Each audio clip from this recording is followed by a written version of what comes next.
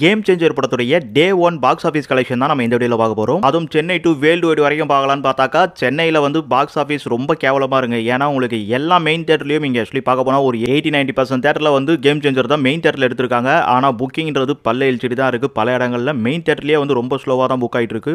இதுக்கெல்லாம் காரணம் நம்ம சங்கர் இந்த படத்தை டைரக்ட் பண்ணிருக்காரு. அவர் இந்தியன் 2ல பண்ண சம்பவமே வந்து மக்கள் மறக்கலாம் தான் சொல்லணும். சோ நம்ம டைரக்டா கேம் சேஞ்சருக்கு ரீஜனலான ஆந்திரா தெலுங்கானா பாக்ஸ் ஆஃபீஸா டே 1 பாக்ஸ் ஆஃபீஸ் கலெக்ஷனா 62 கோடி கலெக்ட் பண்ணிருங்க. ஆந்திரா தெலுங்கானா ரெண்டு ஸ்டேட்டுமே சேர்த்து ஆக்சுவலி ரெண்டு ஸ்டேட்னு சொன்னாலும் ஒரே லாங்குவேஜ் தெலுங்கு தான். ஸோ அங்க வந்து மக்களுக்கு சங்கரை தெரியும், இந்தியன் 2 தெரியனாலும் ராம் சரண் ரொம்ப பெருசா தெரியறனால அவரோட RRR அவங்க இன்னும் மறக்கலன்றதுனால, அதே சமயம் தில்ராஜ் வந்து இந்த படம் எந்த ஒரு போட்டியும் இல்லாம இன்னைக்கு டேட்ல வந்து பெருசா தேட்டரிக்கல நிறைய ஓப்பனிங் பண்ணி விட்டுருக்கறனால இவ்வளவு பெரிய கலெக்ஷன் சாத்தியமா இருக்கு. ஆனா அந்த படத்தோட ரிவ்யூ எல்லாம் பார்த்திருப்பீங்க. ஸோ இது கண்டினியூவேஷன் ஆகுதா இல்லையான்றதை நம்ம பொறுத்து இருந்து பார்ப்போம். நெக்ஸ்ட் தமிழ்நாடு பொறுத்த வரைக்கும் கேம் சேஞ்சர் படம் முதல் நாள் வசூலா 5 கோடியே 30 லட்ச ரூபாய் கலெக்ட் பண்ணும். இந்த 5 கோடியே 30 லட்ச ரூபாய் கலெக்ட் பண்ணுமான்ற லெவலுக்கு தான் இந்த படத்தோட ரிசல்ட்ன்றது வந்துட்டு இருக்காங்க. ஆனா அவ்வளவு பெருசாலாம் மொக்கலைங்க. ஏன்னா இந்தியன் 2 கேவலமா இருக்குன்ற மாதிரிலாம் சில ரிவ்யூ கொடுத்துட்டு இருக்காங்க. பட் மனுஷன் சொதப்பிட்டு இருக்காருன்றது உண்மைதாங்க. ஆக்சுவலி அவர் ஃபார்ம்ல இல்லதாங்க. அடுத்ததா கர்நாடகால கேம் சேஞ்சர் படம் டே 1 பாக்ஸ் ஆஃபீஸ் கலெக்ஷனா 8 கோடியே 40 லட்ச ரூபாய் கலெக்ட் பண்ணும். இங்க கர்நாடகா நம்மளே அவங்களுக்கு தெலுங்கு படம்லாம் கொஞ்சம் எதிர்பார்ப்பு இருக்கு. சேம் டைம் அங்க ஸ்பெஷல் ஷோ அந்த மாதிரிலாம் கொஞ்சம் இருந்துட்டு இருக்கும். ஆனா நிறைய பேர் ட்ரோல் பண்ற விதமா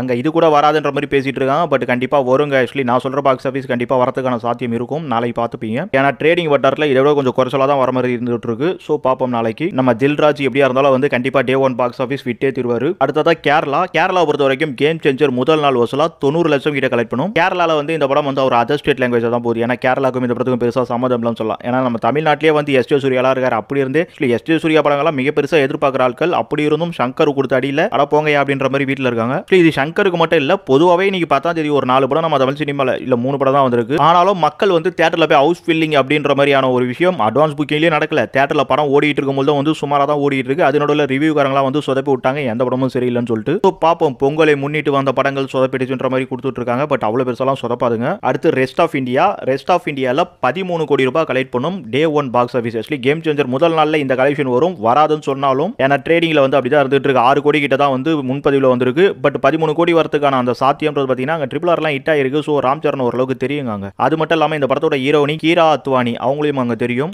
இங்க திசா பட்னானியே கண்டுக்கல கங்குவால. பட் அங்க தெலுங்கு படத்துக்கு கொஞ்சம் எதிர்பார்ப்பு இருக்கு. புஷ்பா 2 பார்த்திருப்பீங்க. ஸோ நாளைக்கு தெரிஞ்சுப்போமே. அடுத்து ஓவராலா இந்தியாவை பொறுத்த வரைக்கும் கேம் சேஞ்சர் முதல் நாள் வசூலா மட்டும் 89 கோடியே 60 லட்ச ரூபாய் கலெக்ட் பண்ணும். அடுத்து ஓவர்சீஸ் போயிடுவோம். ஓவர்சீஸை பொறுத்த வரைக்கும் 34 கோடி ரூபாய் கலெக்ட் பண்ணும். டே 1 பாக்ஸ் ஆஃபீஸா கேம் சேஞ்சர் படம். ஆக்சுவலி சங்கருக்கு இருக்க மார்க்கெட்டுக்கும் ராம் சரணுக்கு இருந்த RRR மார்க்கெட்டுக்கெல்லாம் சேர்த்து இந்த படம் 40-45 கோடி கிட்ட கலெக்ட் பண்ண தான் எதிர்பார்த்தோம். பட் உங்களுக்கு அட்வான்ஸ் புக்கிங்கே பெருசா ஆகல. நம்மளே ஆடியன்ஸ் எல்லாம் பெருசா எக்ஸ்பெக்டேஷன் இல்லாம இருக்கான்றது தான் தெரியுது. பாப்போம் நாளை கிளியர் ரிசல்ட் வந்துரும். கரெக்டா நம்மளுக்கு மேட்ச் ஆகுதான்ட்டு. அடுத்து ஓவராலா வேர்ல்டு வைடா நம்ம கேம் சேஞ்சர் படம் டே 1 பாக்ஸ் ஆஃபீஸ் கலெக்ஷனா 123 கோடி 60 லட்ச ரூபாய் கலெக்ட் பண்ணும். இதுல வந்து ட்ரேடிங் வட்டாரல கண்டிப்பா 90 கோடி இல்ல 100 கோடியை தாண்டு பண்ற மாதிரி தான் பேர் வந்துட்டு இருக்கு. ஆனா தில்ராஜ் விட மாட்டாருங்க. கண்டிப்பா 100 கோடிக்கு மேல நம்பர் போட்டு தான் பாக்ஸ் ஆஃபீஸ் கலெக்ஷன் வரும். ஏன்னா மனுஷன் 5 பாட்டிக்கே 75 கோடி செலவு பண்ணிருக்காரு. ஸோ ஒரு போஸ்ட் அடிக்கிறதுல பிரச்சனையா ட்ரேடிங் வட்டாரல கொஞ்சம் சொதப்பிச்சுனா கூட அவர் கண்டிப்பா விட மாட்டார் தான் தோணுது. இன்னைக்கு பொங்கலுக்கு வந்த ஒரு 3 படமும் வந்து சரியில்லைன்ற மாதிரி நான் சொல்லியிருக்கேன். நான் சொல்லுங்க ஆக்சுவலி நிறைய வட்டாரங்கள் அப்படிதான் வந்துருச்சு.